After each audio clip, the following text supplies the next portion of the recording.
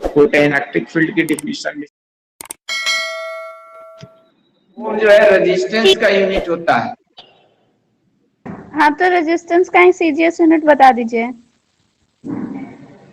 CGS yes sir. देखो यहाँ पर जो हम लोग का V अपॉन आई है ना, V अपॉन आई, तो V का यूनिट चाहे सीजीएस हो या इसमें वोल्ट ही होता है और इसका एम्पियर होता है, तो वोल्ट अपॉन एम्पियर ही होगा, ओम ही होगा। सीजीएस लो चाहे जो भी लो, रेजिस्टिविटी के केसेस में वहां पर चेंज हो जाता है। रेजिस्टिविटी में सीजीएस में दूसरा होगा और एम्पियर में दूसरा होगा, लेकिन इसका दोनों में ओम ही होगा, क्योंकि ये पोटेंशियल का यूनिट वोल्ट ही होता है और इसका एम्पियर ही होता है।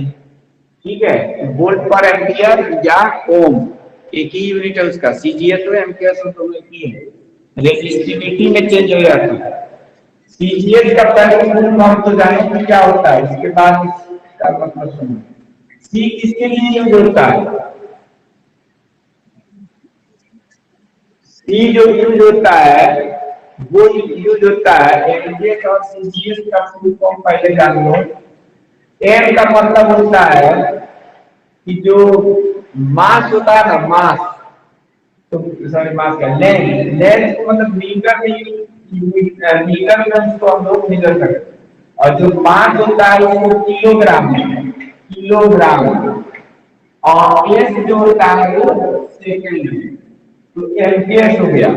लेकिन अगर हम इस लेंथ को सेंटीमीटर में लेंगे, मास को ग्राम में लेते हैं और टाइम को सेकंड में लेते हैं, जैसे अगर तुमसे कहा जाए एमकेएस या सीजीएस यूनिट ऑफ टाइम, तो चाहे एमकेएस सिस्टम हो चाहे सीजीएस सिस्टम हो, दोनों ही केसेस में सेकंड ही होता है, क्योंकि टाइम एक फंडामेंटल फिजिकल क्वांटिटी होती है। ठीक है, फंडामेंटल फिजिकल क्वांटिटी और डेराइव्ड फिजिकल क्वांटिटी, दो तरह का क्वांटिटीज होता है। तो इसलिए यहाँ पर चाहे एमपीएस लो चाहे सीजीएस लो, तो टाइम का सेकंड सेकंड ही होता है। एमपीएस में ये है कि लेंथ को मीटर में ले लिया जाता है और इसमें सीजीएस में इसको सेंटीमीटर में ले लिया जाता है।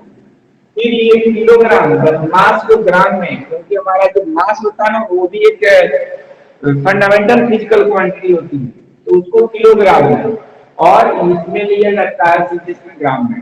लेकिन ये जो तुम पूछ रहे हो वोल्ट अपॉन एम्पियर, तो वोल्ट अपॉन एम्पियर के चाहिए सिस्टम हो तो सीजीएस हो, ये हमारा फंडामेंटल फिजिकल क्वांटिटी होता है आई, तो सीजीएस और एम्पियर दोनों में इसका यूनिट एम्पियर ही होता है। इसी तरह से ये वोल्ट जो है ना, तो इसका भी वही होगा, इसलिए ओम नहीं लिखा जाता है।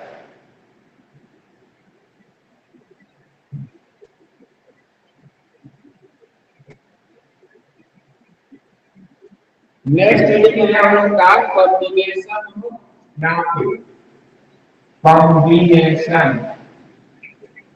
combination of resistances। तो रजिस्टर्स हो गया कंपोनेंट का नाम, और जो रेजिस्टेंसेस होते हैं उसकी प्रॉपर्टी को हम लोग R1 और डिस्कस करेंगे। कॉम्बिनेशन ऑफ रजिस्टर्स कनेक्ट तो वही करेंगे, दिखाई तो वही देगा, प्रॉपर्टी दिखाई तो देती नहीं। तो यहाँ पे रेजिस्टेंस का सिंबल जो होता है इस टाइप से, टी टॉप आरी का जो दांत होता है इसके जैसा बनता है।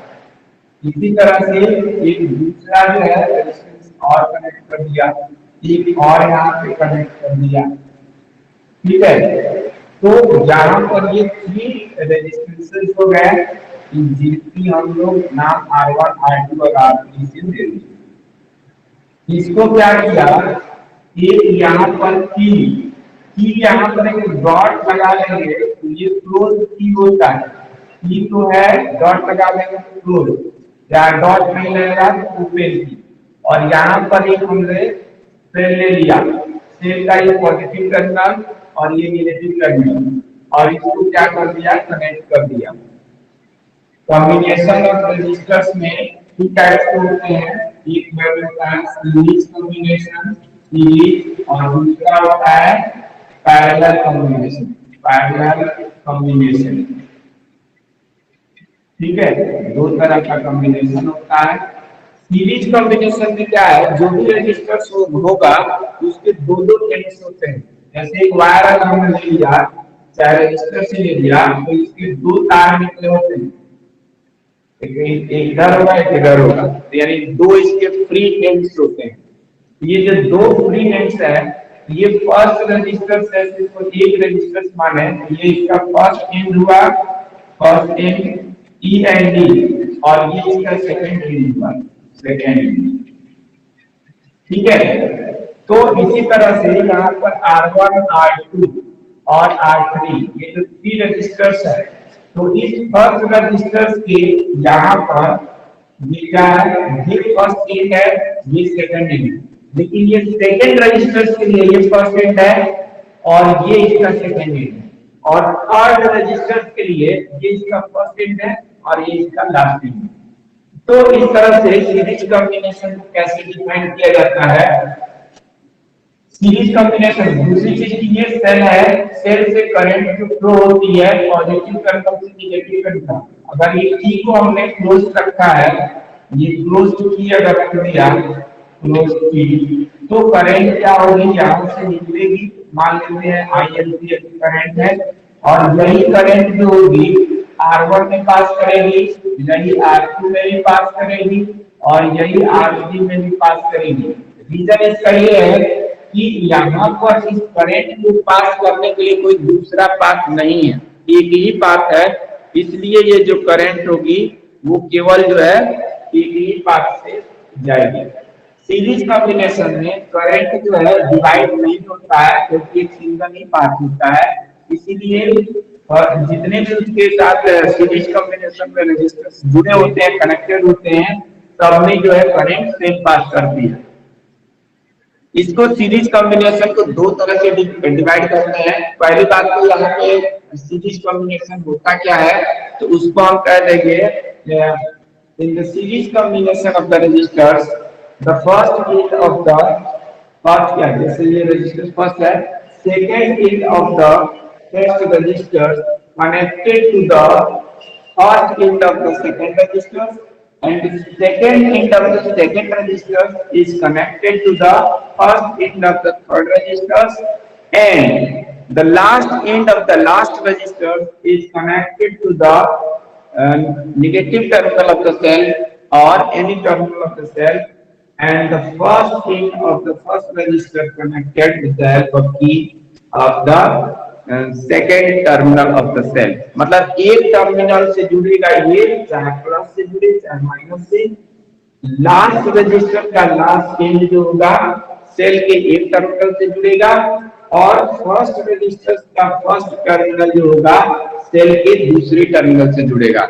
अगर फिगर के अकॉर्डिंग एक्सप्लेन करना चाहो तो कह सकते हो कि फर्स्ट रजिस्टर का फर्स्ट एंड जो है with the help of key positive terminal of the cell से कनेक्ट होता है, जबकि लास्ट रजिस्टर का लास्ट एंड नेगेटिव टर्मिनल से कनेक्ट होता है। इसको सीरीज कॉम्बिनेशन कहते हैं।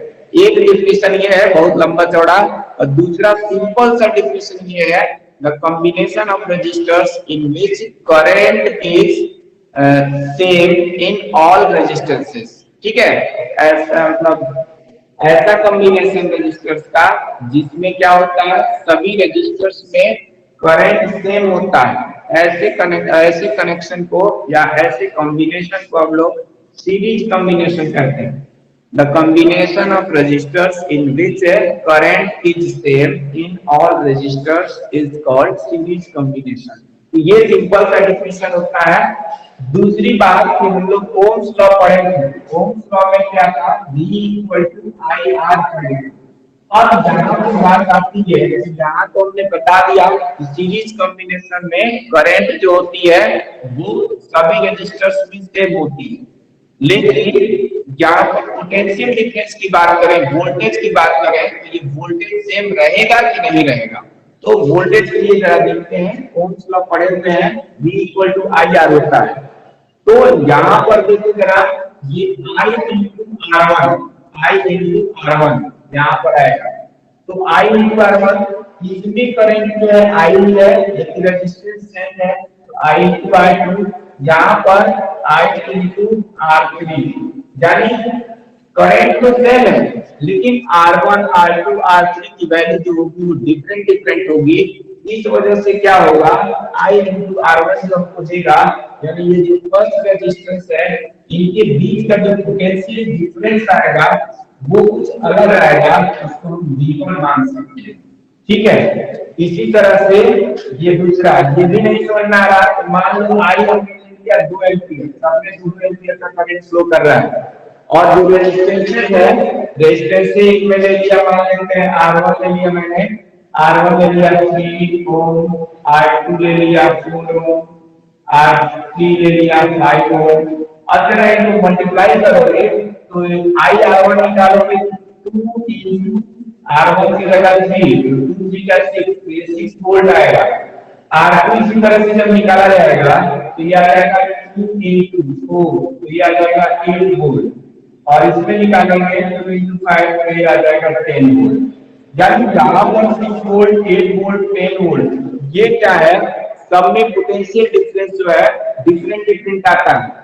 इस तरह से कहा जाता है कि in series combination current in all resistances are same, but the potential difference are different in all resistors. तो इसलिए इसमें हमने R1 के जो दो एंड्स थे, इनके बीच में ये जो डॉट ऐसे लगाया जा रहा है, इसका मतलब यहाँ पे तार को जोड़ा गया है, कनेक्ट किया गया है। तो ये पोटेंशियल यहाँ पर हो गया, पोटेंशियल डिफरेंस V1। यहाँ पर अगर हम पोटेंशियल डिफरेंस निकालेंगे between the ends of the resistors R2, तो ये आएगा V2, और इसी तरह से यहाँ पर अगर हम लोग निकालेंगे तो इनके बीच का पोटेंशियल डिफरेंस आ जाएगा V3 आ जाएगा। ठीक है, और करंट सब में सेम फ्लो करेगी, सब में करंट आएगी रहेगी, लेकिन पोटेंशियल डिफरेंसेस सब में डिफरेंट डिफरेंट होगी। अब हम लोग मान लेते हैं कि R1, R2 और R3 ये A और B दो एंड्स के बीच में कनेक्टेड है, तो A और B के बीच में जो टोटल पोटेंशियल डिफरेंस है यहाँ से यहाँ तक, उसको हम मान लेते हैं कैपिटल V मान लेते हैं। ठीक है, और ये जो रेजिस्टेंसेस है इन R1, R2 और R3 तीनों को एक साथ हटा करके, रिप्लेस करके, और एक इनके बदले एक नया हमने रेजिस्टेंस वहां पे लगा दिया, जिसको हम लोग इक्विवेलेंट रेजिस्टेंस कहते हैं, उसको कैपिटल R मान लें। तो कैपिटल R या भी मान सकते हैं, H denotes for the series combination, यानी कि R is the equivalent resistance in the series combination, तो RS भी लिखा जाता है। तो अब इसको देखो हम क्या लिख सकते हैं, हमारा डेरिवेशन क्या है, सीरीज कॉम्बिनेशन में इक्विवेलेंट रेजिस्टेंस कैसे निकलता है। सबसे पहले तो लैंग्वेज पूरा लिखना होता है कि let R1, R2, R3 are the resistances of three resistors. These are connected in the series combination between the points A and B. The potential difference between the resistances R1, R2 and R3 are V1, V2, V3. Since they are connected in the series combination, therefore current in all resistances are same.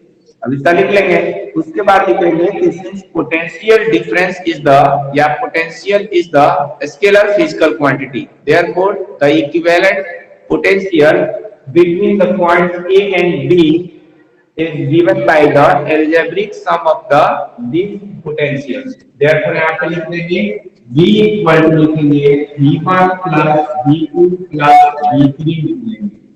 V1 की value यहाँ से बताया कि I into R1 कर देंगे, तो Ohm's law के according I into R1 करेंगे तो V1 निकल जाएगा, यहाँ पर I into R1 लिखेंगे, V2 के बदले I into R2 लिखेंगे, और V3 के बदले I into R3 लिखेंगे। होल में I दोनों में डाल कर दिया जाएगा, R1 plus R2 plus R3 आ जाएगा, और यहाँ पर लिखेंगे V। फिर हमने ये एग्जैक्ट किया, यहाँ पे पूरा दिखाई शायद ना दे रहा सर, आवाज गूंज रहा है आपका यहाँ पे ना, ऑडिटोरियम में ही बनना, क्लासरूम बनना। अच्छा, तब तो ठीक है सर, ऑडिटोरियम मेरे को लगा। हमारी फरमाइश को मैनेजमेंट तक पहुंचाएंगे कि लॉकडाउन ऐसे लगते रहे और यहाँ ऑडिटोरियम बनाया जाए जिसमें सारी चीजें पढ़ा दी। ठीक है, ठीक है। तो यहाँ पे देखो, ठीक है। ए और बी के बीच में टोटल पोटेंशियल बी माना और इनके बीच का इक्विवेलेंट रेजिस्टेंस को हमने आरएस मान लिया। लेट इक्विवेलेंट रेजिस्टेंस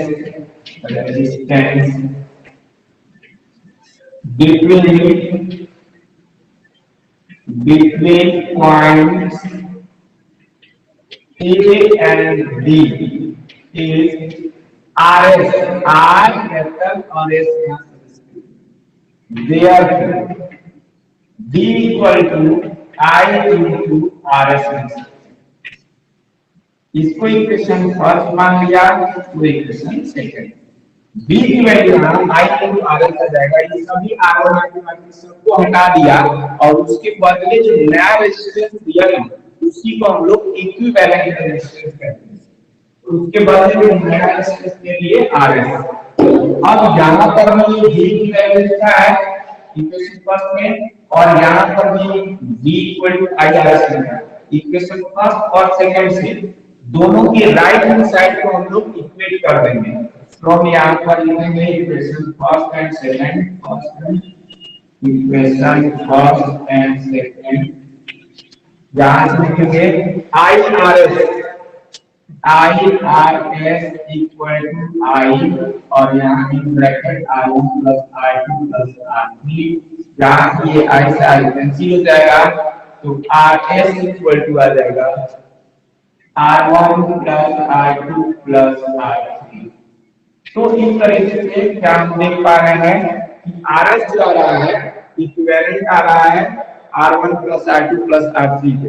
डायरेक्ट कर सकते हैं in the series combination the equivalent of resistances are given by the sum of the individual resistances। ठीक है, यानी सीरीज कॉम्बिनेशन में इक्विवेलेंट रेजिस्टेंस क्या होता है, जो इंडिविजुअल रेजिस्टेंसेस होते हैं उन सबके सम के इक्वल होता है। तो इसलिए R equal to R1 plus R2 plus R3। अब यहाँ पर जो RS की जो वैल्यू आती है वो ऑलवेज क्या होता है इस R1 R2 R3, जैसा भी हमने माना था एक में माना था 3 4 5। तो 3 4 5 में सबसे जो स्मॉलेस्ट वैल्यू थी वो 3 थी, लेकिन जब हम तीनों रेजिस्टेंसेस को जोड़ेंगे यानी कि 3 4 और 5 सबको ऐड किया जाएगा 7 तो ये 12 ओम आएगा। तो ये जब 12 ओम होता है यही हमारा क्या होगा इक्विवेलेंट रेजिस्टेंस RS होगा। तो RS की जो वैल्यू होती है सीरीज कॉम्बिनेशन में ऑलवेज ग्रेटर देन होती है, इसमें से जो लार्जेस्ट वैल्यू होती है उससे भी बड़ी आती है। जैसे 3 4 5 में सबसे बड़ी वैल्यू है 5, तो 5 से भी बड़ी वैल्यू आती है और वो आ गया हमारा कितना 12।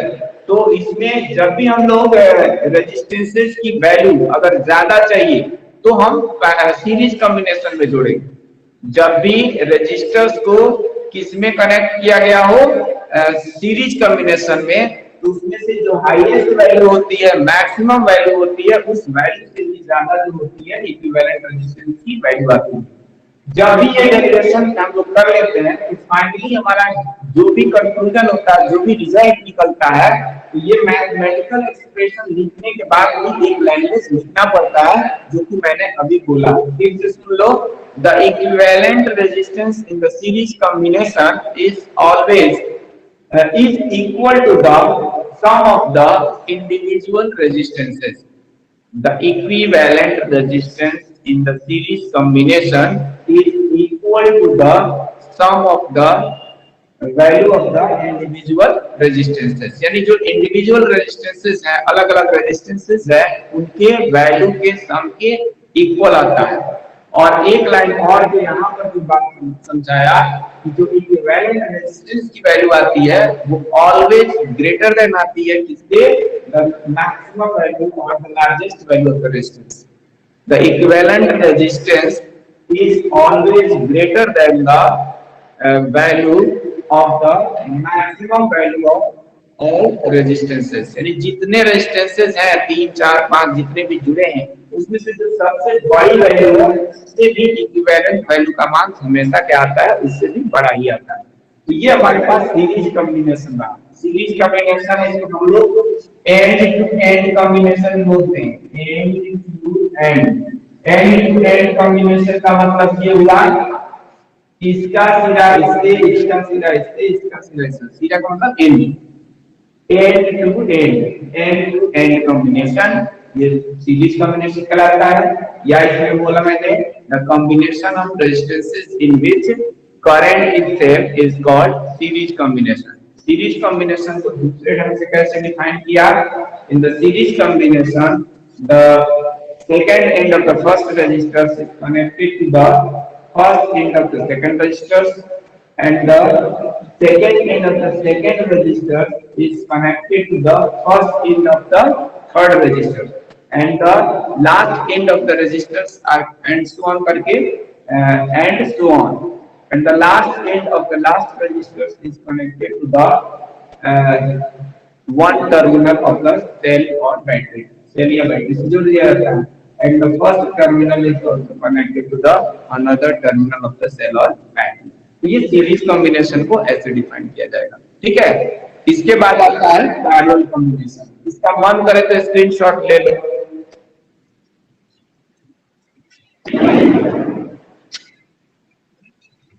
हो गया सर। सीरीज में कोई दिक्कत आ रही है तो बता सकते हो। सर वो 3 4 5 वाला नहीं समझ में आया। 3 4 5 मैंने मान करके समझाया कि मान लो जो फर्स्ट रेजिस्टर है उसकी रेजिस्टेंस जो है 3 ओम है, सेकेंड रेजिस्टर की रेजिस्टेंस 4 ओम है, और आखिरी या तीसरे रेजिस्टेंस की वैल्यू है 5 ओम है, और करंट सब में 2 एंपियर ही फ्लो करती है। सीरीज कॉम्बिनेशन में जितने भी रेजिस्टर्स होते हैं सब में करंट की वैल्यू सेम होती है। तो अगर हम 3 में 2 से मल्टीप्लाई करेंगे तो 6 वोल्ट आएगा, और 4 में 2 से करेंगे तो 8, और 5 में 2 से करेंगे तो 10 वोल्ट। यानी कि करंट तो सब में सेम है, लेकिन रेजिस्टेंस की वैल्यू डिफरेंट होने की वजह से सब में पोटेंशियल डिफरेंस या इनका क्या कहते हैं वोल्टेज सब में डिफरेंट डिफरेंट होता है। सीरीज कॉम्बिनेशन में पोटेंशियल डिफरेंस सब में क्या होता है, डिफरेंट डिफरेंट होता है, ठीक है। 10:30 हो रहा है। नेक्स्ट क्लास किसका है तुम लोगों में?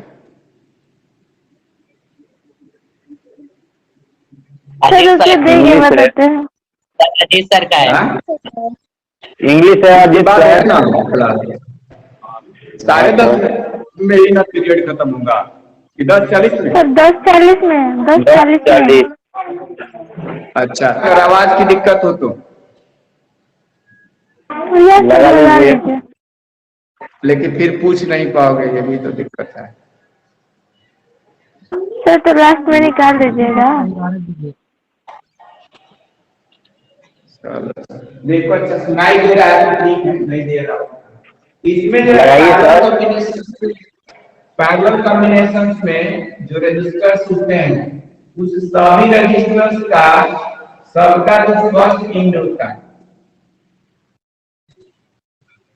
ये सभी का फर्स्ट एंड किसी एक ही पॉइंट से कनेक्ट करते हैं, और सेकेंड एंड जो है किसी दूसरे पॉइंट से कनेक्ट करते हैं। ये मान लेते हैं कहीं किसी को मान लो R1 R2 R3, जहां पर एक की ले लो, की देखो ऐसे गोल बना कर भी किया जाता है और ये ऐसे भी बना के दिया जाता है, ऐसे ऐसे भी। यहाँ पे ये क्लोज की हो गया, डॉट लगा दिया, और यहाँ पर ये सेल बैटरी होता है, यहाँ पे कई सारे इसके इलेक्ट्रोड्स दिखाते हैं। अब इसमें करंट, ये क्लोज्ड सर्किट है, करंट प्लस वाले टर्मिनल से आगे फ्लो होती है, ये आगे बढ़ेगी, यही करंट आई जो चल रही है यही यहाँ पे आएगी। लेकिन ये जो पॉइंट ए और बी यहाँ पर माने हुए, यहाँ आने के बाद ये देखो यहाँ पर इसके 3 पाथ्स मिल जाते हैं, 3 रास्ते मिलते हैं। इसमें मान लो करंट जाएगी, R1 रेजिस्टेंस है, इसको हम मान लेते हैं I1, ये R2 है, इसमें करंट मान लेते हैं I2, और ये R3 है, इसमें करंट मान लेते हैं R3। और इस तरीके से ये जो है ये सभी करंट I3 वाला यहाँ आएगी, ये पूरा वही आएगी, I2 जो है इधर से आएगी और I1 इधर से आएगी। ये सब तीनों फिर से यहाँ पर इस B पॉइंट पर मिलने के बाद फिर से ये I करंट में कन्वर्ट हो जाएगा।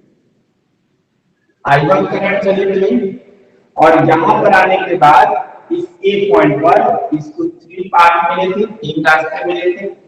पहले रेजिस्टेंस में I1, दूसरे में तीसरे में I3 में डिवाइड हो गया। ठीक है, तो इसको हम लोग बोलते हैं पैरेलल कॉम्बिनेशन में क्या होता है, पैरेलल कॉम्बिनेशन ऐसा कॉम्बिनेशन होता है जिसमें क्या होता है, करंट डिवाइड होता है। द कॉम्बिनेशन ऑफ रेजिस्टेंसेस इन या currents in the different resistances are different. The combination of resistances in which current are different in the different resistances but the potential difference are same. उसमें देखा था कि उसमें current सब में same था। In the series combination the current in each resistors are same but potential difference are different. यहां पर क्या है, दोनों ये सभी जो रेजिस्टेंसेस है पॉइंट ए और बी के बीच में ही जुड़ा हुआ है, इसलिए इनके बीच का पोटेंशियल डिफरेंस सब में क्या होता है, इक्वल होता है। यानी हम कह सकते हैं इन द पैरेलल कॉम्बिनेशन या the combination in which the potential difference are same is called parallel combination. ऐसा कॉम्बिनेशन जिसमें पोटेंशियल डिफरेंस सेम होते हैं उसको हम लोग क्या कहेंगे, parallel combination. Potential difference same and the current क्या होते हैं, different, are called parallel combination. और सीरीज को डिफाइन करेंगे the combination of resistors in which current is same but the potential different are different in each resistors. ठीक है, तो यही इसका डिफिनीशन है। अब इसमें जब भी पैरेलल कहा जाएगा मतलब करंट डिवाइड होगा। अब हम लोग फिर इसमें ओम्स लॉ लगाते हैं। पहली बात तो ओम्स लॉ का फॉर्मूला क्या होता है, V इक्वल टू IR होता है। लैंग्वेज में नहीं लिखा रहा हूं, लैंग्वेज तुम लोग लिख लेना, फिगर बना लेना, और इस फिगर का ऐसे नाम देने के बाद फिगर मान लेते हैं ये सेकंड, फर्स्ट वाला सीरीज था, तो यहाँ लिखेंगे ये किस चीज का फिगर है, यहाँ पे लिखा जाता है कॉम्बिनेशन ऑफ, और वो भी फिगर में भी यहाँ पर जब भी इलेक्ट्रिक डायग्राम बनता है तो उसको हम बोलते हैं सर्किट डायग्राम।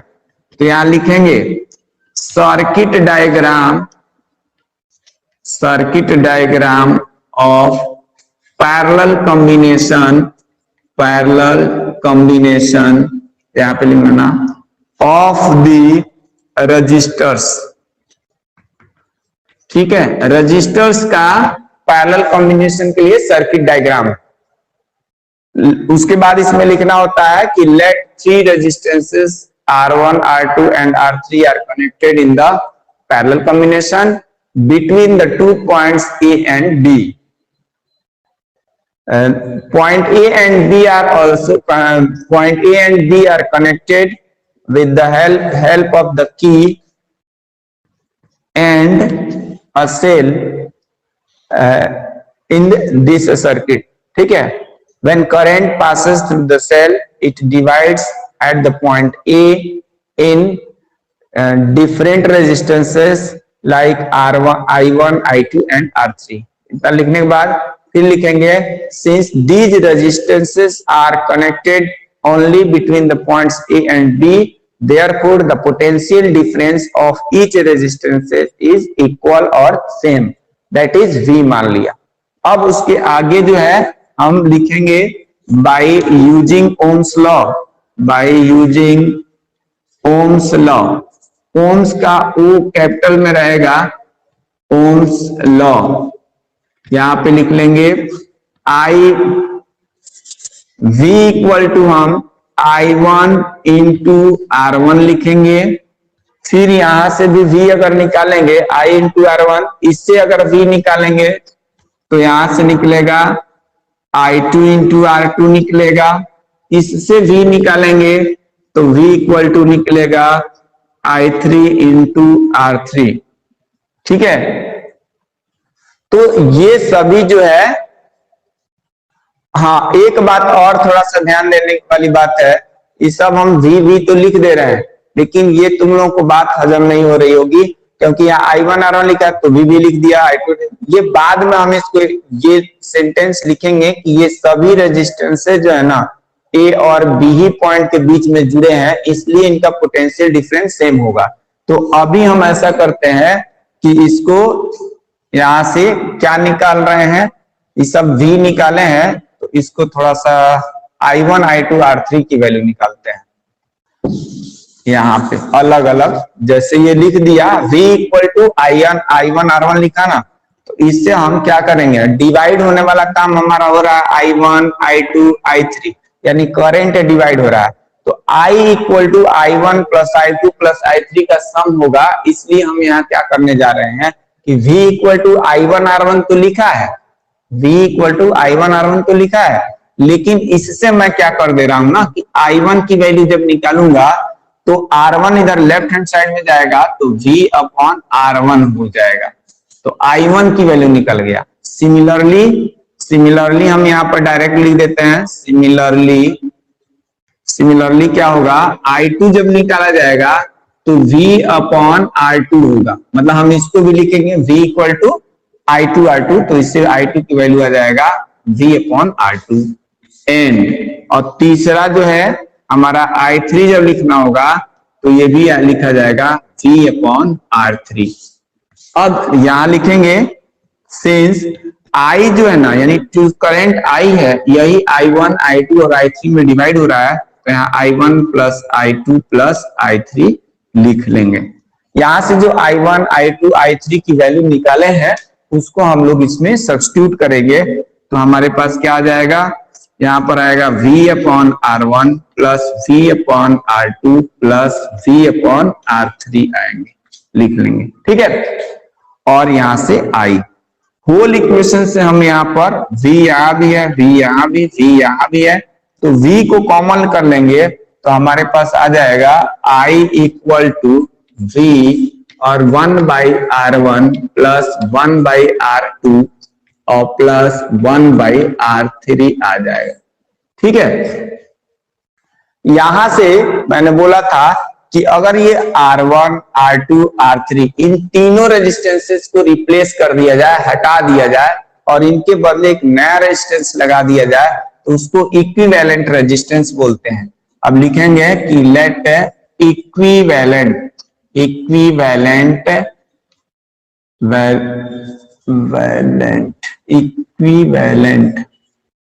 रेजिस्टेंस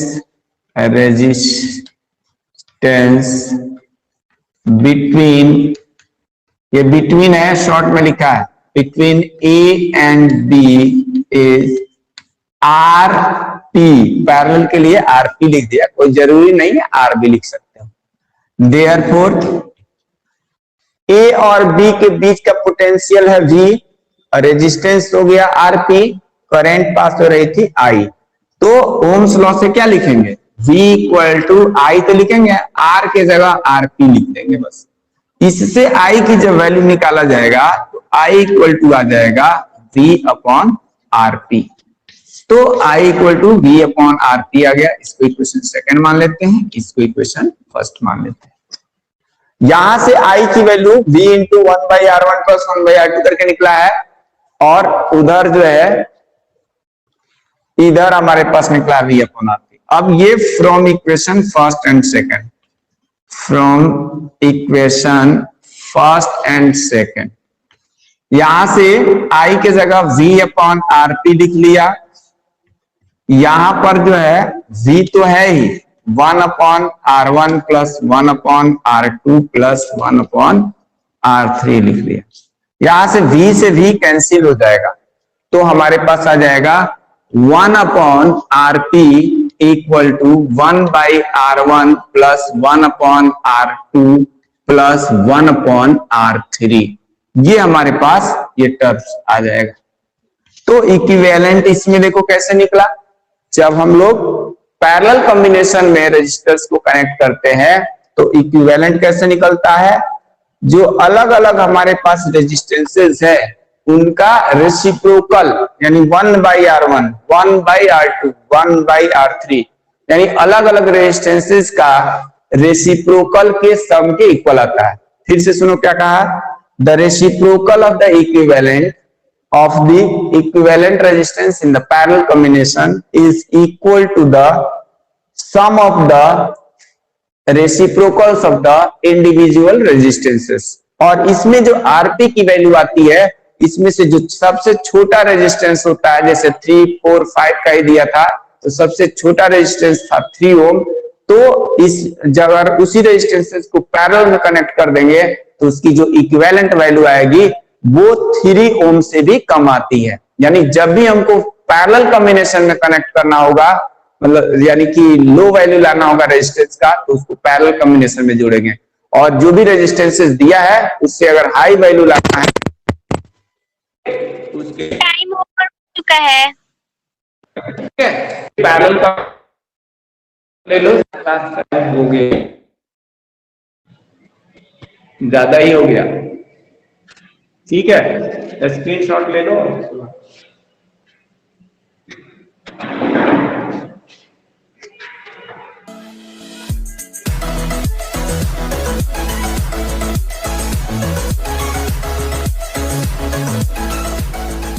हो गया।